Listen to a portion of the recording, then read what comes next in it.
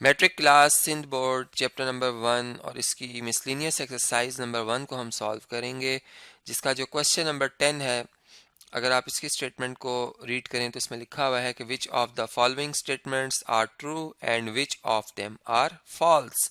यानी कि इसके डिफरेंट पार्ट्स हैं क्वेश्चन नंबर 10 के। जैसे कि पहले पार्ट को अगर हम रीड करें तो हमें ये देखना होगा कि जो स्टेटमेंट लिखी हुई है क्या ये ट्रू है या फिर ये फॉल्स है। तो इसको हम रीड करते हैं फर्स्ट स्टेटमेंट को। इसमें आप देखें क्या लिखा हुआ है कि if A set is equal to x y, यानी कि elements of A set are x and y and elements of B set are y z and t, then A is subset of B. यानी कि कहना ये चाह रहे हैं कि जो ए के तमाम एलिमेंट्स हैं वो बी के अंदर मौजूद हैं। तो क्या ये बात दुरुस्त है कि ए के तमाम एलिमेंट्स बी के अंदर मौजूद हैं? तो इसको चेक करते हैं, वेरीफाई करते हैं। जैसे कि एक्स हम देख रहे हैं कि ए का एलिमेंट है, क्या ये बी के अंदर मौजूद है?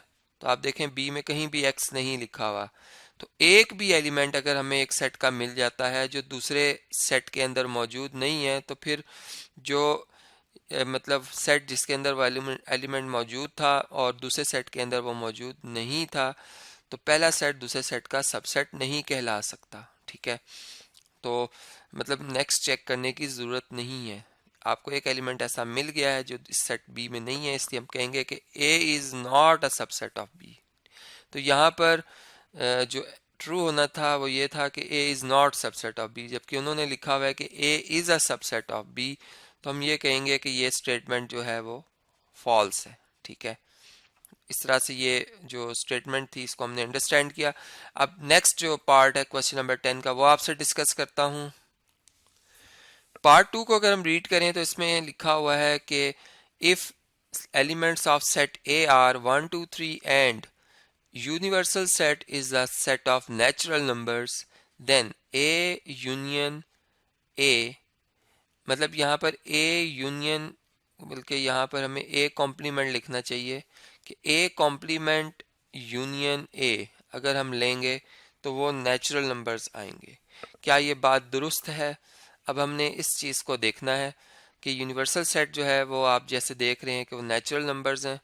तो हम यहाँ पर नेचुरल नंबर्स लिख देते हैं, 1 से स्टार्ट होते हैं, 1 2 3 and up to so on.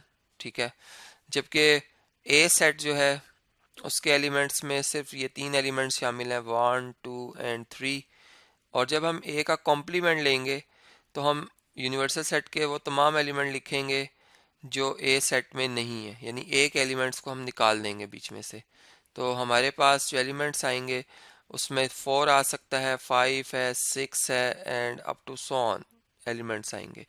अब जब हम ए और ए कॉम्प्लीमेंट की यूनियन करते हैं तो देखें एक एलिमेंट्स में कौन से एलिमेंट्स शामिल हैं, 1 2 3 हैं।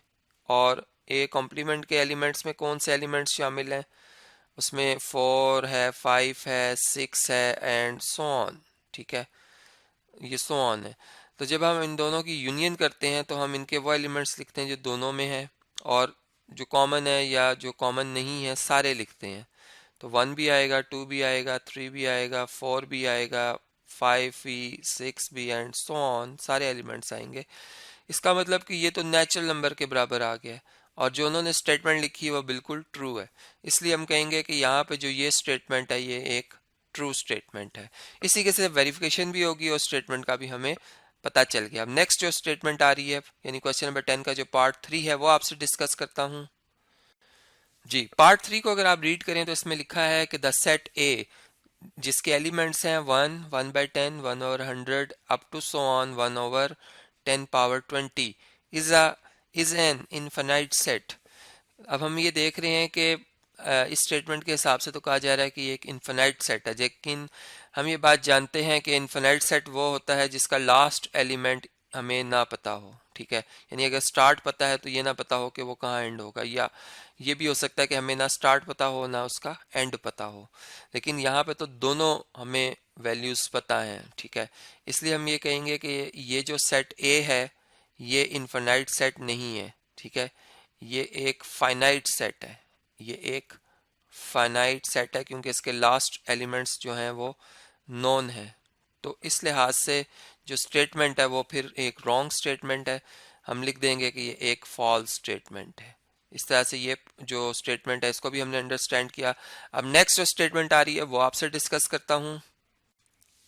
जी, पार्ट नंबर 6 अगर आप देखें तो इसमें लिखा हुआ है the intersection of two disjoint sets is empty, यानी कि दो डिसजॉइंट सेट्स जो हैं उनकी जो इंटरसेक्शन है वो एम्प्टी होती है। तो बात बिल्कुल दुरुस्त है कि अगर हम यूं कहें कि ए और बी दो सेट्स हैं और इनमें कोई भी इनमें कोई भी एलिमेंट कॉमन नहीं है, ठीक है, तो इसका मतलब ये होता है कि वो डिसजॉइंट है। डिसजॉइंट का ताल्लुक इंटरसेक्शन से ही है, इंटरसेक्शन ही ये बात वाज़ेह करती है कि ये सेट डिसजॉइंट है या डिसजॉइंट नहीं है। तो इसका मतलब ये जो स्टेटमेंट लिखी हुई है the intersection of two disjoint sets is empty, ये बिल्कुल दुरुस्त है, ठीक है। तो इधर हम लिख देंगे कि ये एक ट्रू स्टेटमेंट है। और अब इससे नेक्स्ट जो स्टेटमेंट आ रही है वो आपसे डिस्कस करता हूँ।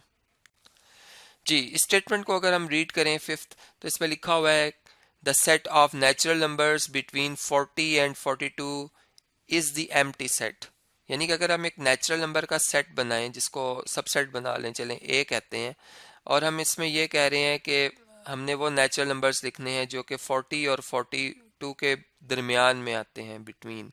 तो उसमें एक एलिमेंट आता है 41, ठीक है।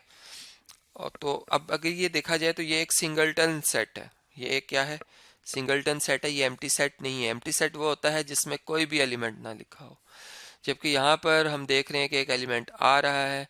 तो इस लिहाज से हम ये कहेंगे कि ये जो स्टेटमेंट है ये एक फॉल्स स्टेटमेंट है, ठीक है। इसको हम फॉल्स लिख देंगे यहाँ पे, चूँकि हमारा आंसर जो है वो एक सिंगलटन सेट आ रहा है, जबकि हमें ये कहा जा रहा था कि हमारा आंसर जो है वो एम्प्टी आएगा।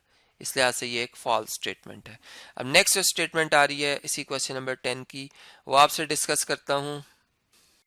जी, इससे नेक्स्ट स्टेटमेंट अगर आप देखें तो इसमें लिखा हुआ है कि A union B is equal to product of A B. तो जैसे कि हम जानते हैं कि सेट्स में अगर हम देखें तो ए और बी को हम इस फॉर्म में नहीं लिख सकते। मैट्रिसेस में तो हम कहते हैं एक मैट्रिक्स का बी मैट्रिक्स के साथ प्रोडक्ट दिया जा सकता है, ठीक है। यहाँ पर सेट्स में हम कार्टेशियन प्रोडक्ट ले सकते हैं, लेकिन वो एक अलग कंसेप्ट है। उसमें कार्टेशियन प्रोडक्ट, अगर हम इसको कार्टेशियन प्रोडक्ट की सेंस में भी लें तो कार्टेशियन प्रोडक्ट्स में ए और बी के जो है वो ऑर्डर पेयर्स आएंगे, जबकि ए यूनियन बी में सिंपल इनके एलिमेंट्स को इकट्ठा करके लिख दिया जाएगा। तो ये कभी भी बराबर नहीं हो सकते। ये स्टेटमेंट क्या है, एक फॉल्स स्टेटमेंट है। तो यहाँ पर हम फॉल्स जो है वो लिख देंगे।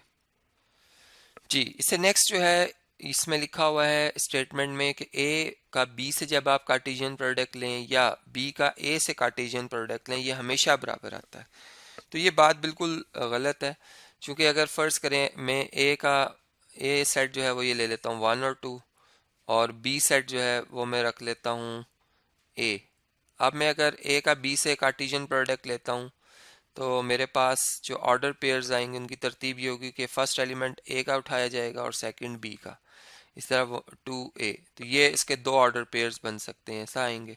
और जब मैं बी का ए से कार्टेशियन प्रोडक्ट लूँगा तो बी के एलिमेंट को ऑर्डर पेयर में पहले लिखना है मैंने, तो a1 और a2, इस तरह से ये दो मतलब ऑर्डर पेयर बनेंगे।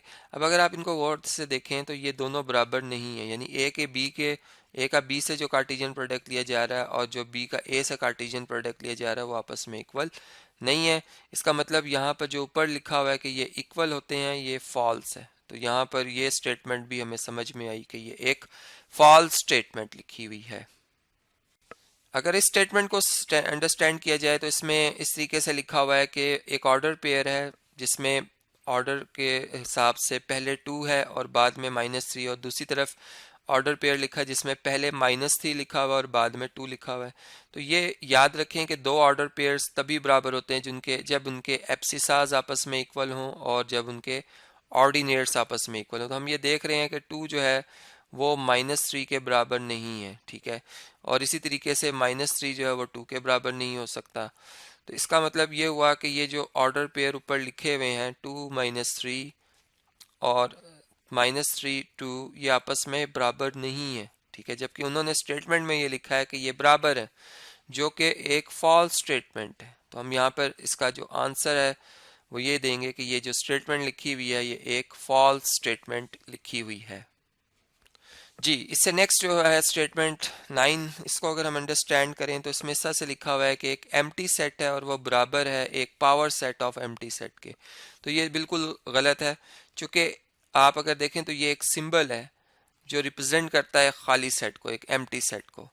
अब अगर मैं एक सेट जो है उसके अंदर एक खाली सेट को एज एन एलिमेंट जो है वो लिख देता हूँ इस तरीके से, ठीक है, या इसको मैं ऐसे लिख देता हूँ कि एक सेट है और उसके अंदर एक एम्प्टी सेट मौजूद है।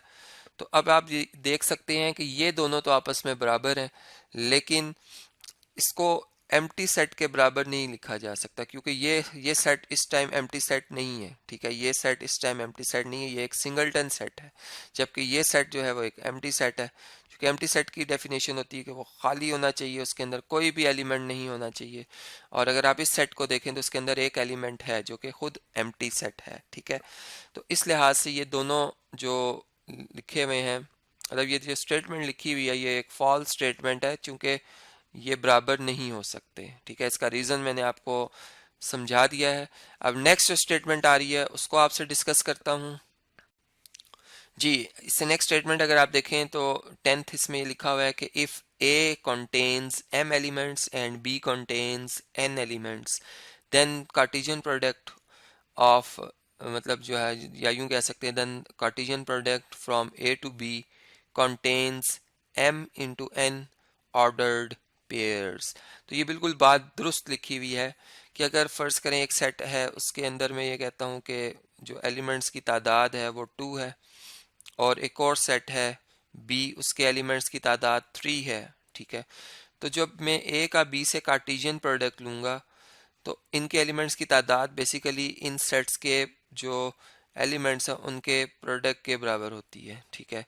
यानी कि ए के एलिमेंट्स हैं 2, बी के एलिमेंट्स हैं 3, तो ये बन जाएंगे 6। यानी ए और बी का जब मैं कार्टेशियन प्रोडक्ट लूंगा तो इनमें कितने ऑर्डर पेयर्स आएंगे? 6 ऑर्डर पेयर्स आएंगे। तो यहाँ पर जब आप ये कहते हो ए के एम एलिमेंट्स और बी के एन है, तो ए बी का जब कार्टेशियन प्रोडक्ट लिया जाएगा तो इसके अंदर एम एन जो है वो ऑर्डर पेयर्स आएंगे। जो ये बात बिल्कुल दुरुस्त लिखी हुई है, ये एक ट्रू स्टेटमेंट है, ठीक है, इसको हम ट्रू लिख देंगे। अब इससे नेक्स्ट जो क्वेश्चन आ रहा है, क्वेश्चन नंबर 11, उससे मैं आपसे डिस्कस करता हूँ। जी, क्वेश्चन नंबर 11 में लिखा हुआ है कंप्लीट द सेंटेंसेस। यानी अगर पहले पार्ट को आप देखें तो इसमें लिखा हुआ है A intersection B union C. तो इसमें अगर आप देखें तो ये डिस्ट्रीब्यूटिव प्रॉपर्टी है इंटरसेक्शन की ओवर यूनियन, ठीक है। इसे हम लिख सकते हैं डिस्ट्रीब्यूटिव प्रॉपर्टी ऑफ, प्रॉपर्टी, इसको शॉर्ट फॉर्म में लिख रहा हूँ, प्रॉपर्टी ऑफ यूनियन, सॉरी बल्कि इंटरसेक्शन है ये, ओवर यूनियन, ठीक है। तो इसको हम कैसे लिख सकते हैं? हम इसको यूं लिखेंगे कि ए इंटरसेक्शन बी, ठीक है, और ये बीच में यूनियन का साइन है, यहाँ पे यूनियन आएगा, फिर ए इंटरसेक्शन सी, यानी ए इंटरसेक्शन बी पहले लेंगे, यूनियन ए इंटरसेक्शन सी लेंगे। तो ये दोनों जो मतलब साइड्स हैं, ये अगर आप देखें तो ये लेफ्ट साइड है, लेफ्ट हैंड साइड है, और ये राइट हैंड साइड है, ये हमेशा बराबर होती हैं। इसको हम प्रूफ भी कर सकते हैं। अगर आप अपनी मर्जी से कोई तीन मतलब सेट्स ले लें कोई से भी, और उन पे ये प्रॉपर्टी अप्लाई करें, तो आप देखेंगे कि आपका रिजल्ट जो है वो बिल्कुल दुरुस्त शो होगा। अब क्वेश्चन नंबर 11 की जो नेक्स्ट स्टेटमेंट है, पार्ट नंबर 2 जो है, वो आपसे डिस्कस करता हूँ। जी, इस स्टेटमेंट में देखें तो ये लिखा हुआ है symmetric difference of A and B is equal to set consisting of x such that, आगे इन्होंने डॉट डॉट शो किया हुआ है, मतलब कि ये सेट कैसे डिफाइन होगा। ये बात हम जानते हैं कि जब हम ए का बी से सिमेट्रिक डिफरेंस ले रहे होते हैं, ए बी का सिमेट्रिक डिफरेंस ले रहे होते हैं, तो हम ये कहते हैं कि इस सेट के अंदर जो इनका आंसर सेट है, इसके अंदर वो एलिमेंट्स आएंगे जो ए के अंदर मौजूद हों, यानी ए सेट के भी एलिमेंट हों, ठीक है, और या फिर वो बी सेट के एलिमेंट्स होंगे, ठीक है। लेकिन हम साथ में ये कहते हैं कि जो वो x है वो इन दोनों के कॉमन एलिमेंट नहीं होगा, मतलब x is not a common element of both a and b। यानी जो इनमें कॉमन एलिमेंट होंगे a और b के, वो हम नहीं लिखेंगे, हम सिर्फ वो एलिमेंट लिखेंगे जो इनके डिफरेंट एलिमेंट्स, यानी फॉर एग्जांपल ए के एलिमेंट्स में मैं कहता हूँ 1 2 3 4 है, ये एलिमेंट्स हैं ए के, और बी के एलिमेंट्स जो हैं उसमें मैं कहता हूँ कि वो 2 है, 5 है और 6 है। ठीक है, अब हम ये देख रहे हैं कि ए और बी के जो कॉमन एलिमेंट हैं वो कौन से हैं। उसमें एक एलिमेंट आ रहा है और वो है 2। ठीक है, जब मैं ए का बी से सिमेट्रिक डिफरेंस लूँगा तो इसके अंदर मैं 1 लिख सकता हूँ। ठीक है, 3 लिखूँगा, 4 लिखूँगा, 5 लिख दूंगा और 6 लिख दूंगा। अब देखें इस सेट के अंदर जो एलिमेंट लिखे हुए हैं वो ए के अंदर भी हैं या वो बी के एलिमेंट होंगे, लेकिन वो दोनों के कॉमन एलिमेंट नहीं होंगे, यानी इंटरसेक्शन वाला एलिमेंट इसके अंदर नहीं आएगा। तो इसी के से जो सिमेट्रिक डिफरेंस है ए का बी से, ए और बी का सिमेट्रिक डिफरेंस है, वो हम यहाँ पर अंडरस्टैंड कर सकते हैं। अब नेक्स्ट जो पार्ट है वो आपसे डिस्कस करता हूँ। यानी यहाँ पे चले मैं एक शॉर्ट सी बात बता देता हूँ कि ए और बी का जो सिमेट्रिक डिफरेंस है उसको हम इस तरीके से भी एक्सप्रेस कर सकते हैं कि it is equal to A union B. ठीक है, ए यूनियन बी का जो भी आंसर आएगा, ठीक है, वो उसमें से आप ए और बी की जो इंटरसेक्शन का आंसर आएगा वो अगर उनका डिफरेंस ले लेते हैं, यानी ए यूनियन बी सेट का डिफरेंस लेंगे आप किस में से, यानी आप इसका डिफरेंस ले रहे हैं ए इंटरसेक्शन बी के साथ, और तरतीब यह है कि ए यूनियन बी में से आप माइनस कर रहे हैं ए इंटरसेक्शन बी को, तो इससे आप ए और बी का जो सिमेट्रिक डिफरेंस है वो फाइंड आउट कर सकते हैं। अब नेक्स्ट जो पार्ट है वो आपसे डिस्कस करता हूँ। जी, पार्ट 3 को अगर आप देखें तो इसमें दो ऑर्डर पेयर्स हैं, ए बी और बी ए। अब हमें पता है कि ये बराबर नहीं होते हैं, क्योंकि ऑर्डर पेयर्स उसी सूरत में बराबर हो सकते हैं जब उनके एब्सिसास यानी कि इनके एक्स कोऑर्डिनेट और वाई कोऑर्डिनेट्स आपस में बराबर हो। ठीक है, यानी कि ए जो है अगर बी के बराबर हो तो फिर बी ए के बराबर होना चाहिए। अगर ये कंडीशन बताई जाती तो हम ये कहते हैं कि ये दोनों इक्वल हैं, लेकिन इन जनरल हमने जैसे शुरू में भी एक क्वेश्चन किया था कि एक ऑर्डर पेयर 2 3 है और एक 3 2 है, तो ये बराबर नहीं हो सकते। ठीक है, इधर हम नॉट इक्वल का साइन बीच में लगाएंगे, क्योंकि ये इक्वल उसी सूरत में हो सकते हैं जब जो है इनके एप्सिसास आपस में बराबर होते हैं, यानी 2 3 के बराबर होता, या फिर दूसरा एलिमेंट अगर ये फ़र्ज़ करें बराबर होते, यानी यहाँ पे 2 2 लिखा होता, तो फिर ये जो सेकंड एलिमेंट्स हैं यानी वाई कोऑर्डिनेट्स वो भी फिर आपस में लाजमी बराबर होने चाहिए थे, तब हम कहते हैं दोनों ऑर्डर पेयर्स बराबर हैं।